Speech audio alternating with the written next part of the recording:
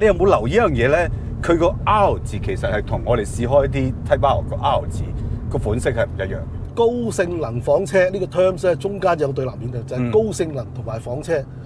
究竟係邊一邊係贏多啲咧？我頭先仲問你添，你以前冇諗過買 Accord 咧？我覺得 Accord 啊真係太過娘腔。如果我早20年揸，我可能真係一啲都唔中意。而家我老咗20年咧，我覺得佢好可愛啊！呢部車。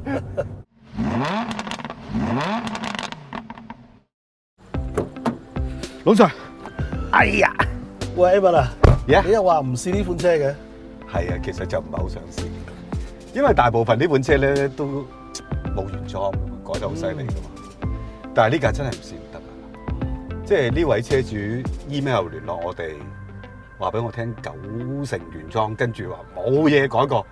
因為通常聽到呢句我哋都驚一驚啊！冇嘢改過通常代表你死後改過啦，被整改過啦。咁但係 OK 嘅 OK 嘅，我哋唔係介意，只不過呢部真係99%原裝。係啊，真係嚇死我！唔單止冇改過，而且個 condition 咧真係同新嘅好接近。連陣味都有啲似。真係唔試啊，真係走寶啊！下一轉可能又梗係改㗎啦。好啦，我哋出車。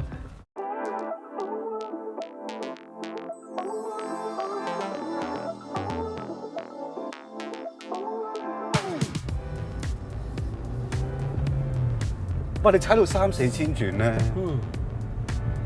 呢部豪華房車嚟嘅。係啊係啊係啊係啊！你都知啦，K20機器我哋真係試過好多次㗎啦嘛。通常都聲嘶力竭㗎嘛。咁同埋震盪得好犀利㗎嘛。啊咁所以頭先我猛喺度裝你個轉數，我3000零轉4000轉，頭先上車嗰陣時，我真係高級房車。係啊，即係好似我哋當年90年代尾2000年初嗰啲行政座駕。CL7 大家都一定知嘅係 Accord 嘅日本版嘅 Europe R 嘅，但係你有冇留意一樣嘢咧？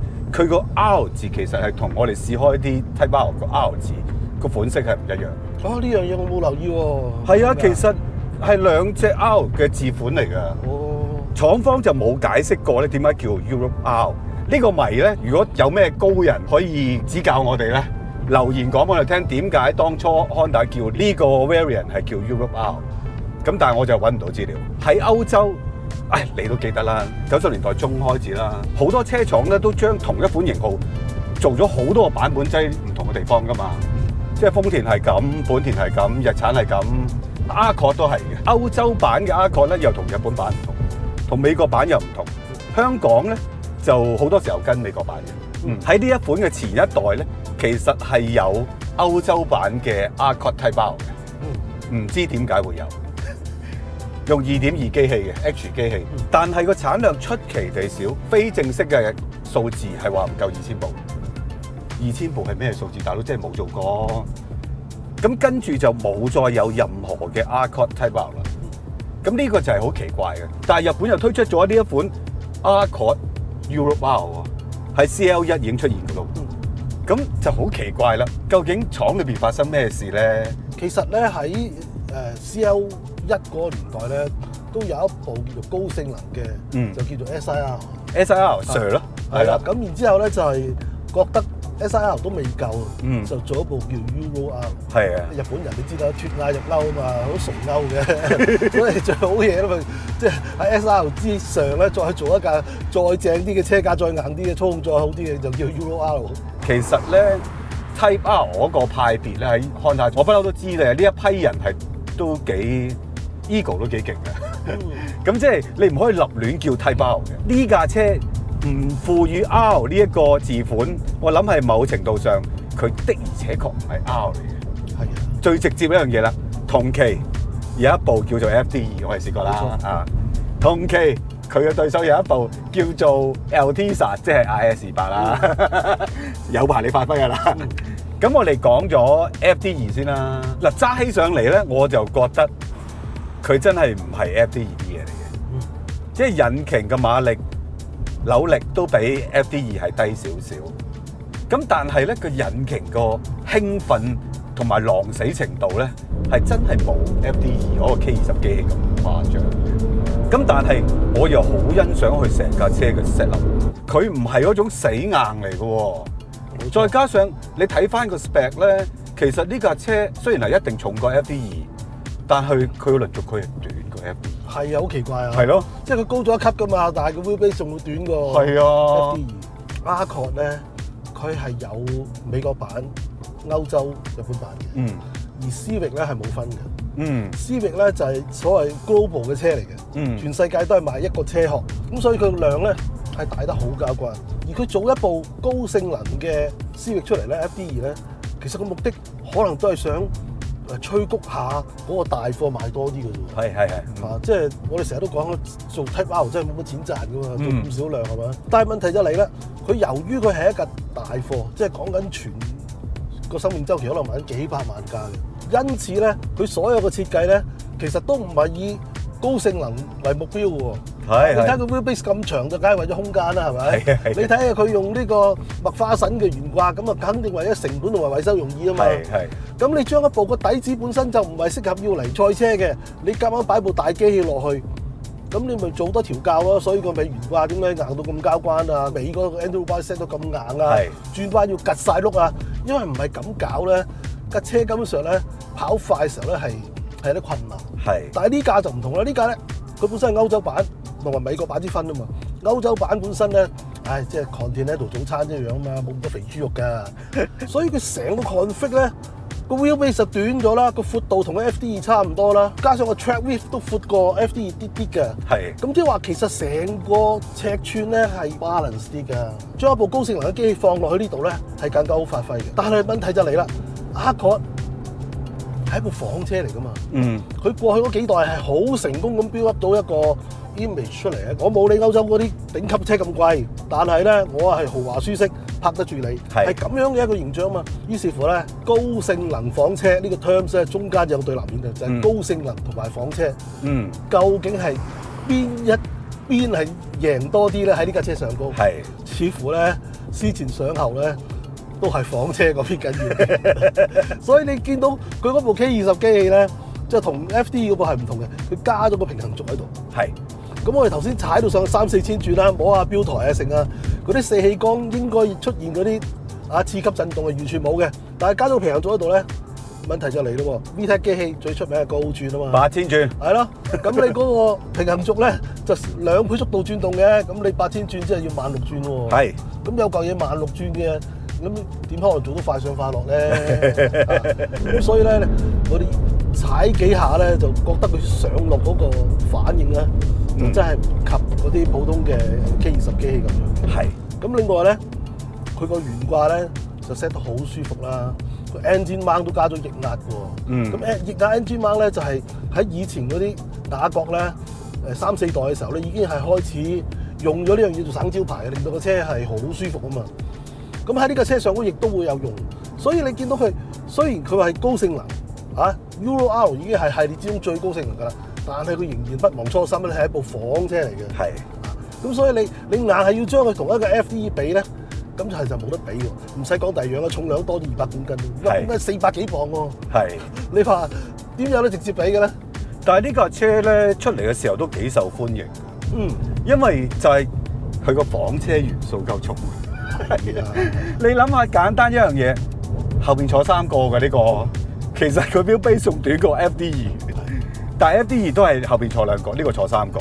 另外成個懸掛避震嘅 setting， 嗱而家真係原裝嘅避震嚟嘅，行咗幾多17萬公里啊？仲係好好啊！好舒服真係，好舒服嘅。佢唔係所有叫 Type R 嗰種嘅，大家 expect 嗰種硬到有時好似你所講，就翹起個轆都夠硬死啊！佢係成日都令個轆係貼住個地面嘅。咁有時候佢做唔到嘅時候，咪叫咯個胎，咪叫都冇嘢嘅。當然你唔好再太過分啦，但係個 message 係好清晰嘅。咁呢樣嘢就係揸房車嘅時候，好需要俾到駕駛者嗰種 message。唔係個個都從唐太嗰度乜都知噶嘛，一條太叫喎，收少少先，又翻嚟啦。但係實際上佢個懸掛咧，又唔係想象中咁差嘅，佢唔係好腍嘅，但係佢嗰個上下吸震係做得幾好。但係左右嗰個支撐力係唔錯，所以真係快跑嘅時候係跑得好。成個感覺同我 IS 好接近嘅。我相信成個設計理念同埋嗰班目標客戶咧，都係應該同一班人，係啊同一班人。即係當年嘅 Altezza 同呢一部應該係打生打死嘅，應該係馬力都係接近嘅220度㗎。或者咁啊，你又俾我揸，等你慢慢講下 IS 同佢嘅比較。總之 FD2同呢架咧就係兩樣嘢嚟嘅。雖然機器一樣，但係多咗兩條嘢之後就已經唔同晒㗎啦。Euro R 同 IS 最大分別咧喺呢度。好，陣間再講。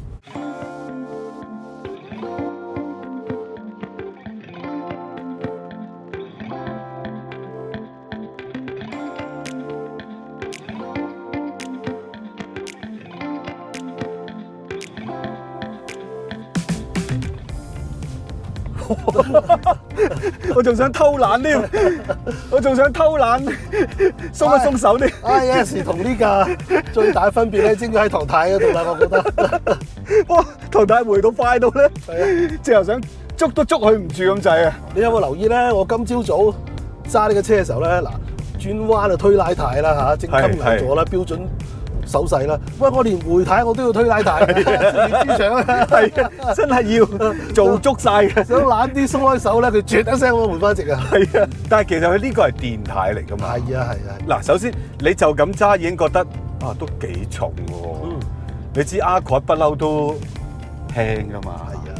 我頭先仲問你添，你以前冇諗過買 Accord 咧？我覺得 Accord 啊真係太過娘腔，哇好斯文你講得。兩個手指撩呢喐動態喎。喂，佢第一代開始係咁樣㗎喎。係，不嬲都你記唔記得輕。嗰陣時嘅廣告啊、術語啊，速度感應風油軚。係。哇，好犀利啊！係速度感應嘅意思咧，就理論上應該係同個速度有關啦，開得快重啦，開得慢輕啦。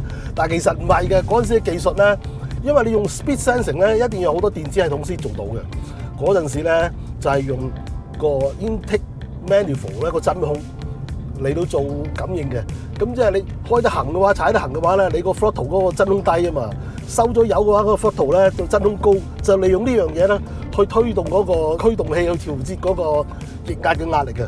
咁啊好似好合理咁，我就發覺死啊！斜路泊位啦，係咯，我正喺度諗。踩油踩到冚冚聲嘅時候咧，係扭唔喐同體。係咯，好多時候特別東面街有啲斜路響，我扭唔喐動態，好衝啊！咁啊嚟到呢代咧係電軚嚟㗎啦，但係始終都仲係電軚嘅早期啊，因為電軚嗰個回軚力咧要捉摸都唔係咁易啊，唔可以完全話一面倒係話佢渣嘅。喺正常扭軚咧，佢俾你嗰個回軚力同埋路面感覺咧，其實都係相當唔錯。係相當唔錯，真係相當唔錯。唯獨是佢嗰個回軚力咧，就真係比較積極啊！你一鬆堂軚咧，就啜一聲同你回翻直。係。咁所以你就用最標準嘅手勢啦，啊，推搶軚嚟回軚咁啊啱啊！咁真係同 IS 你話同軚比較，當然 IS 同呢個馬力係唔一樣嘅。我淨係講同軚揸下感覺啫。IS 係尾轆車嚟㗎嘛。係。尾轆車嗰個轉彎咧，嗰個 caster 啊，幫你回軚嗰個力量咧，係同你嗰個速度啦，同你個離心力啦，同你個加速力咧，都係有關係嘅。係啊係啊。咁所以咧，你真係可以透過油門啊，去調整個氹軚啊！呢個就係咁嘅頭轆車先天性係冇呢樣嘢玩嘅，冇辦法嘅。咁當然，其實如果真係整體咁比較咧，就唔應該同 IS 比較。因為佢係比較接近 Altezza 嗰種車嚟嘅，副引擎都係比較接近 Altezza 嗰種 setting。我記得 Altezza 咧反而係4盤嗰部啦，當然講嘅，再 raw 啲嘅 engine 嘅表現啊。咁呢個直頭，我覺得你唔話俾我聽係 K20A，我真係唔覺得係嘅。當然你踩到5000零轉 VTEC kick in， 你都感覺到聽到嘅，亦都感受到個力量有少少改變嘅。但係好似我哋之前試好多次 iVTEC 所講啦，其實 iVTEC 已經係進步咗，低轉嘅扭力唔係好似以前嗰啲機器同高轉係相差咁遠㗎啦。係啊係啊。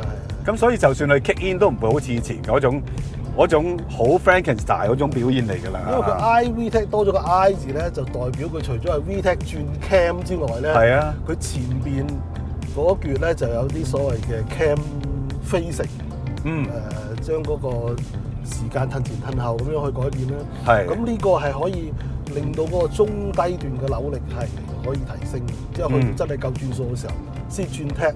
咁因此轉 tech 嗰個感覺咧係冇嗰啲舊嘅機器咁突然嘅。但係就 smooth 嘅成件事。係啦，即係好配合呢架係一架房車嘅形象嘅。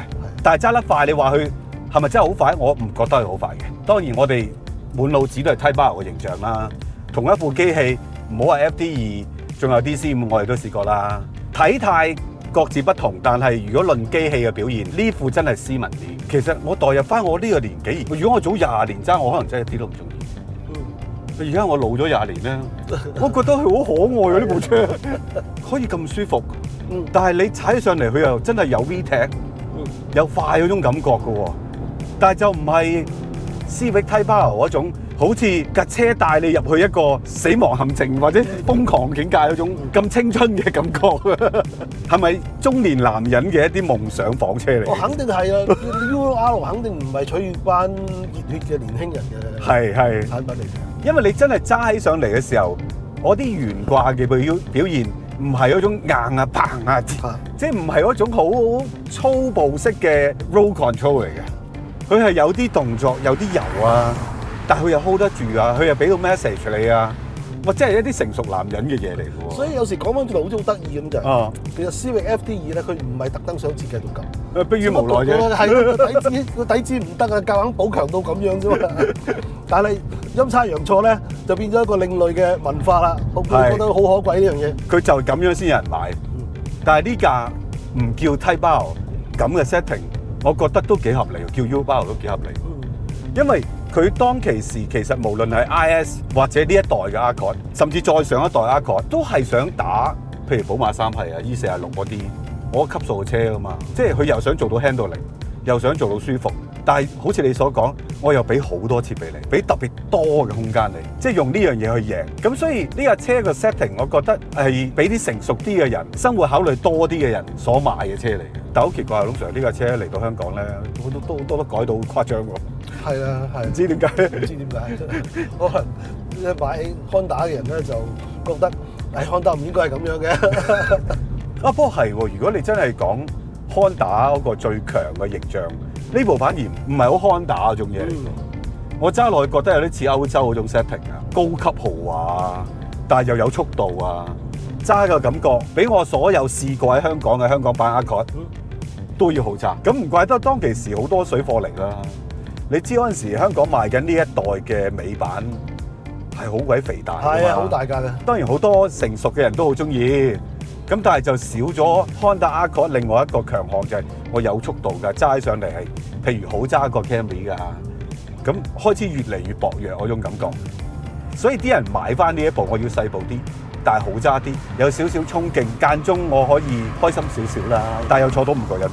你記唔記得呢架車啱出嗰個月咧，喺日本就攞咗獎啦。香港咧所有車書都係用佢做封面啊。係應該係嘅，嗰陣時房車仲係好流行噶嘛。再加上 Accord 都係一個香港嘅老牌子嚟噶嘛，大家知唔知佢叫雅閣㗎？老一輩應該知嘅嚇，後生未必知。佢係一個繼 Camry 之後 ，Camry 中文叫咩啊？哇！龍 Sir 實知，大家留言講啊！哇！呢個好少人用。咁大家知唔知藍鳥係邊架？知唔知風度係邊架？不過呢啲玩下啫啊！但係呢架車出嘅時候的而且確係好受歡迎嘅。好快水貨香港亦都有好多。我明點解咧？而家真係得一部車，又要照顧屋企嘅話，又不忘青春熱血嘅話，呢部係確實係幾好嘅選擇。黑澤住試完之後都話係一個成熟男人嘅全面汽車嚟嘅，即係佢處理呢啲咁嘅凹凸路面，係啊，我覺得比歐洲車係仲好少少。係啊，頭先我跟住你車尾咧，我見佢好平穩㗎，非常正啊！但係咁啊，其實而家呢架車咧，CL7二手市場都係幾萬蚊。係啊，哇！如果揾到部係好似呢一部咁原裝嘅話咧，我覺得啊，即係如果以我啦，即係可能我年紀大咧，我覺得係比 FD2嚟講呢個更加係 better choice 啊。不過可惜大部分都改到FD 化，扮 FD 啊，更加硬，更加定。但係就唔係好啱細路仔坐，唔係好啱載人坐。好啦，今日就試呢個 CL7就嚟到呢度啦。其實我哋好希望係，即係如果真係可以咧，試到啲原裝啲嘅車，就係咁解，可以睇清楚成架車嘅特性係點。咁呢架係好似頭先我開場所講啦，唔試唔得。仲有一樣嘢係唔做唔得嘅，記得成為我哋嘅 YouTube 會員。我哋啱開通咗 YouTube 會員嘅，咁有啲特別嘅福利啦。咁詳情睇翻下邊描述欄啦。咁仲有唔參加都得嘅，記得 comment 啦、share、subscribe 埋撳埋粒鐘鐘。多謝晒啦，拜拜。